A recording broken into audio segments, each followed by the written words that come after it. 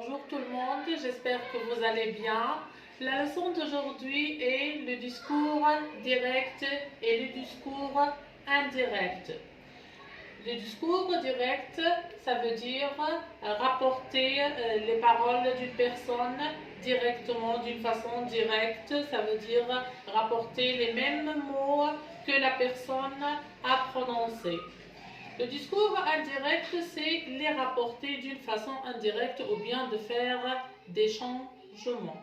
On le nomme aussi le discours rapporté. Le discours rapporté, c'est-à-dire soit on rapporte les paroles d'une façon directe ou bien on fait des transformations d'une façon indirecte. Dans le discours direct, on peut avoir deux écritures.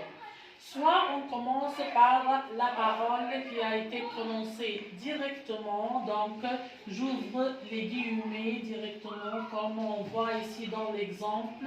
Les guillemets sont indispensables, il faut les mettre.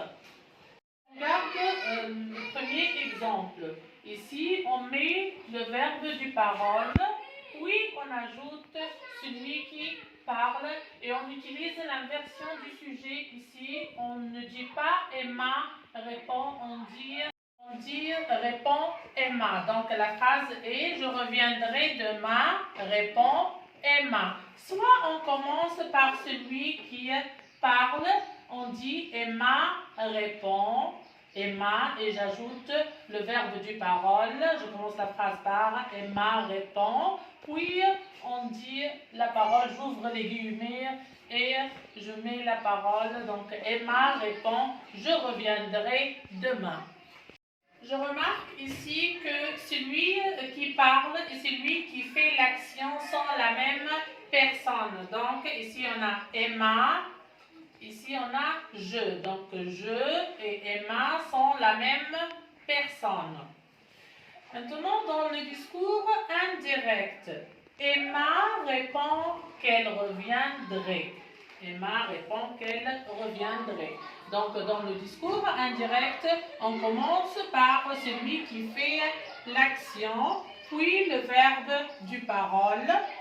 Ici, on remplace les deux points et les guillemets par la conjonction que. Je remarque ici que j'ai remplacé je par elle. Ici, dans le discours indirect, j'ai remplacé je par elle. Donc, pour passer du discours direct au discours indirect, il faut passer par certaines choses. La première chose, c'est de chercher le verbe du parole. Je remarque ici que le verbe de parole est conjugué au présent. Donc, ici, la première chose que je dois déterminer, si le verbe de parole est au présent ou bien au futur simple, le verbe d'action ne change jamais. Donc, si le verbe d'action est au futur, comme dans cet exemple, il reste au futur. Si par exemple on dit elle répond qu'elle reviendrait. Donc ici le verbe de parole est conjugué au présent. Donc le verbe de parole ici est conjugué au futur. On dit elle répondrait qu'elle reviendrait. Donc il reste le même, il ne change pas. Je remarque ici que le verbe introducteur est conjugué au passé composé. Donc, la première chose à apprendre, c'est que le verbe introducteur ou bien le verbe de parole ne change jamais. Mais s'il est conjugué au présent ou bien au futur, le verbe d'action ne change jamais. Mais s'il est conjugué au passé composé comme l'exemple, Emma a répondu, je reviendrai demain. Donc ici le verbe est au passé composé. Si le verbe est au passé composé, il faut avoir des changements. Donc Emma a répondu qu'elle reviendrait. C'est quoi le changement ici? Le changement, c'est que le verbe d'action change de temps. Donc, si le verbe de parole est conjugué au passé composé, il faut avoir des changements. changements.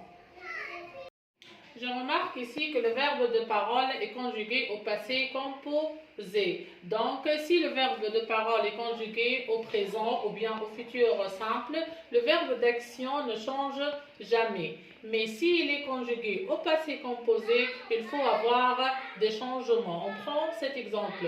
Emma a répondu, je reviendrai. Donc, on va la changer au style indirect. Emma a répondu qu'elle reviendrait. Donc, le verbe d'action est conjugué au futur simple. Il change, il se transforme en conditionnel présent. Donc, Emma a répondu qu'elle reviendrait. Donc ici, si le verbe de parole est conjugué au passé composé, il faut avoir des changements comme on voit ici dans ce tableau. Donc du style direct au style indirect, il faut changer de temps. Par exemple, si le verbe d'action est conjugué au présent, il se transforme à l'imparfait. S'il est à l'imparfait, il se transforme à l'imparfait ou bien au plus que parfait. Si il est au futur simple, il sera au conditionnel présent. Donc ce tableau est à apprendre par cœur. Si on veut réussir le style indirect, il faut apprendre ce tableau. Après avoir vu les changements au niveau du temps, du style direct au style indirect, on aura d'autres changements au niveau des termes temporels ou bien les expressions du temps se transforment du style direct au style indirect. Par exemple, hier se transforme en la veille. Donc hier change, ça devient la veille. Avant-hier devient l'avant-veille. Demain devient le lendemain. Ce jour ou bien ce matin devient ce jour-là, ce matin-là. La semaine dernière devient la semaine précédente. Donc, au lieu de dire la semaine dernière, on dit la semaine précédente. Au lieu de dire le mois prochain, on dit le mois suivant ou bien la semaine suivante, l'année suivante.